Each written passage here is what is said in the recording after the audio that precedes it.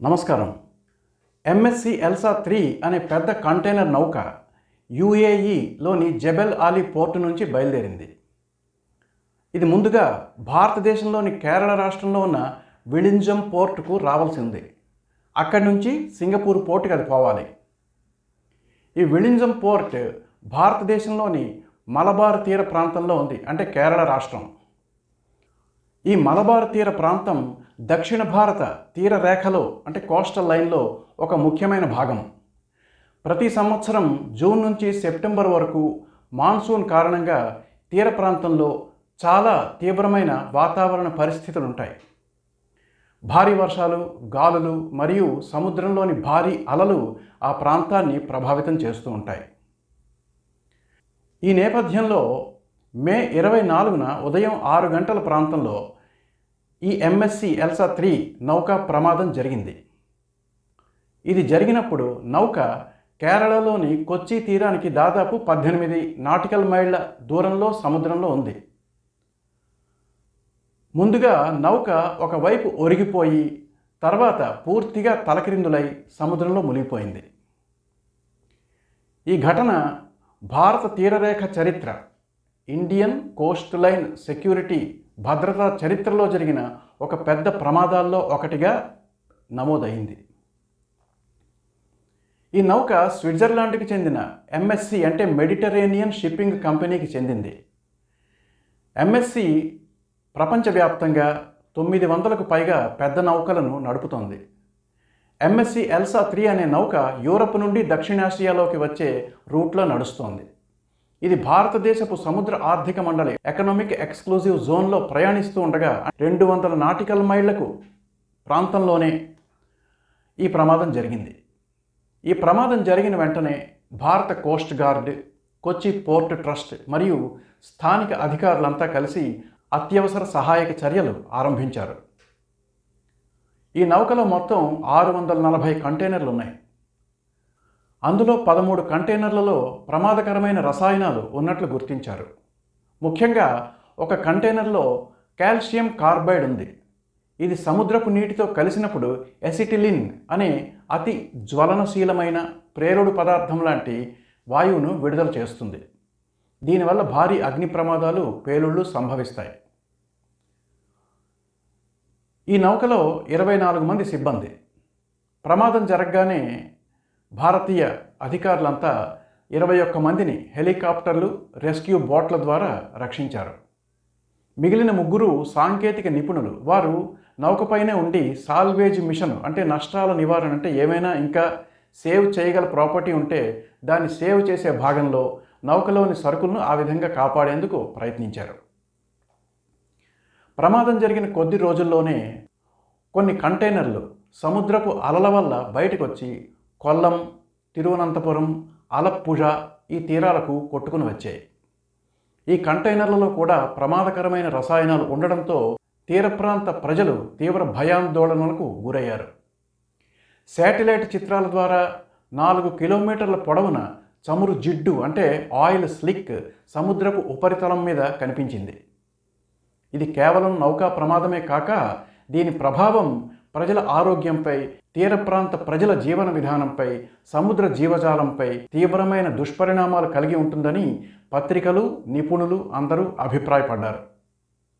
ప్రమాదం జరిగిన సమయంలో సముద్రంలో భారీ అలలు, పశ్చిమ దిక్కు నుంచి వీచిన గాలులు నౌకపై బలంగా తాకాయి. దీనివల్ల నౌకకు సమతుల్యత, అంటే బ్యాలెన్స్ లేకపోయి ఒరిగిపోయిందని భారత వాతావరణ శాఖ, ఇండియన్ మెటీరియాలజికల్ డిపార్ట్మెంట్ అభిప్రాయపడింది. ఈ నౌక ఇలా ఎందుకు ఒరిగిందనే విషయంపై నిపుణులలో వేరువేరు అభిప్రాయాలున్నాయి. కొంతమంది అది ఓవర్లోడింగ్ వల్ల జరిగిందని, మరికొంతమంది కంటైనర్లను సరిగ్గా బ్యాలెన్స్డ్గా అమర్చలేకపోవడం వల్ల జరిగిందని అంటున్నారు. మరికొందరు బ్యాలాస్ట్ వాటర్ సిస్టమ్ సరిగ్గా పని చేయకపోవడం వల్ల ఇలా జరిగిందని అంటున్నారు. ఈ ఎంఎస్సి ఎల్సా 3 అనే నౌకను ఫ్లాగ్ ఆఫ్ కన్వీనియన్స్ విధానంలో లైబీరియాలో రిజిస్టర్ చేసుకున్నారు. నౌక యజమాని స్విట్జర్లాండ్కు చెందిన వారైన నౌకను లైబీరియాలో నమోదు చేశారు. ఎందుకంటే లైబీరియా, పనామా, మార్షల్ దీవులు ఇలాంటి కొన్ని దేశాల్లో భద్రతా నియమాలు, కార్మిక చట్టాలు, పర్యావరణ నియంత్రణలు నామమాత్రం, పెద్దగా పట్టించుకోరు. అందువల్ల తక్కువ ఖర్చుతోనే రిజిస్ట్రేషను ఇంకా నిర్వహణ కూడా చేసుకోవచ్చునని ఫ్లాగ్ ఆఫ్ కన్వీనియన్స్ పద్ధతిలో వారి షిప్పులను రిజిస్టర్ చేసుకుంటున్నాయి. ప్రమాదాలకు ఇదో కారణమని నిపుణులు హెచ్చరిస్తున్నారు. నార్వీజియన్ పోర్ట్ అథారిటీ వారి నివేదికలో ఇప్పటికే ఈ MSC ఎల్సా 3 అనే నౌకలో సిబ్బంది శిక్షణ, సాంకేతిక నిర్వహణలో నాణ్యతా లోపాలు ఉన్నట్టు అభిప్రాయపడింది. ప్రమాదం జరిగిన తర్వాత పరిశీలించిన అధికారులు కొన్ని కంటైనర్లలో PVC pellets, calcium carbide, lubricants వంటి ప్రమాదకర రసాయనాలు ఉన్నట్టు గుర్తించారు. ఇవి సముద్రంలోని జీవజాలానికి హానికరం. ఇవే మైక్రోప్లాస్టిక్స్గా మన ఆహార చైన్లోకి కూడా వచ్చి మన ఆరోగ్యానికి కూడా హాని కలిగించవచ్చు. ఇదేగాక సుమారు 6 లక్షల లీటర్ల నౌక తాలూకా ఇంధనం నీటిలో కలిసిపోయింది. ఈ చమురు జిడ్డే సముద్రంలో వేగంగా దక్షిణ వైపు విస్తరించింది, ఆయిల్ స్లిక్. దీని దృష్టిలో ఉంచుకుని ప్రభుత్వం తాత్కాలికంగా చేపల వేటపై నిషేధించింది. దాంతో వేలాది మత్స్యకార కుటుంబాలు తమ జీవనాధారాన్ని కోల్పోయాయి. ఇటువంటి మానవ తప్పిదాల వల్ల మత్స్య సంపద కూడా గణనీయంగా ప్రభావితం అవుతుంది. ఈ ప్రమాదం కారణంగా కొల్లం, అలప్పుజ జిల్లాల్లోని తీర గ్రామాల్లో దాదాపు 5,000 మంది శ్వాసకోశ సమస్యలు, చర్మ ర్యాషెస్ వంటి ఆరోగ్య సమస్యలు ఎదుర్కొన్నారు. ప్రజల ఆరోగ్యం దృష్టిలో పెట్టుకుని సుమారు 50 పాఠశాలలను మూసివేశారు తాత్కాలికంగా. కేరళ ప్రభుత్వం ఈ ప్రమాదాన్ని రాష్ట్ర స్థాయి విపత్తుగా ప్రకటించి కేంద్ర సహాయాన్ని కోరింది. భారత కోస్ట్ గార్డ్ ప్రత్యేకంగా పొల్యూషన్ కంట్రోల్ నౌకలను రంగంలోకి దించింది. జాతీయ సముద్ర సాంకేతిక సంస్థ అంటే national institute of ocean technology సముద్రపు నీటిలోని రసాయనాల స్థాయిలను, మైక్రోప్లాస్టిక్ వ్యాప్తిని పరిశీలిస్తూ రియల్ టైం డేటా సేకరణను ప్రారంభించింది.